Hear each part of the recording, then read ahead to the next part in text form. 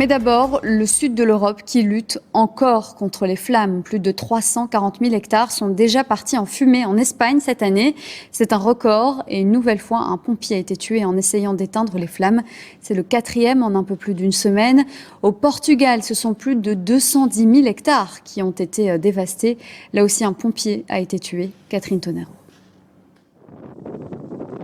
Au cœur de l'enfer, ces pompiers de l'unité des urgences militaires en Espagne luttent contre les flammes, mais aussi des vents violents et imprévisibles. 343 000 hectares ravagés dans le pays depuis le début de l'année, c'est un record.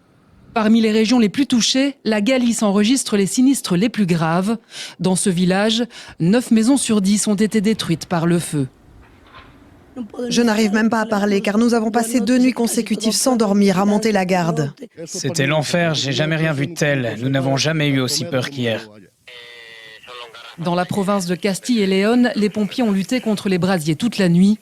En tout, 23 incendies actifs ont été répertoriés, du jamais vu selon les autorités. Parce que la météo a été extrêmement défavorable et que ces feux qu'on qualifie de nouvelle génération ont une virulence qui, à cause du changement climatique, était du jamais vu jusqu'à présent. Une situation qui complique les interventions des services de secours auxquels d'autres pays sont venus prêter main forte. Il s'agit probablement du plus grand déploiement de l'histoire du mécanisme européen de protection civile en Espagne. Et nous devons reconnaître la solidarité de pays tels que la Slovaquie, la France, l'Italie, les Pays-Bas et l'Allemagne. Ces dernières heures, les feux ont fait 2 nouvelles victimes, un pompier en Espagne et un autre au Portugal où le centre du pays est le plus impacté. Cet homme, propriétaire d'un entrepôt, a subi de lourdes pertes. Je ne sais pas quoi faire de ma vie, honnêtement.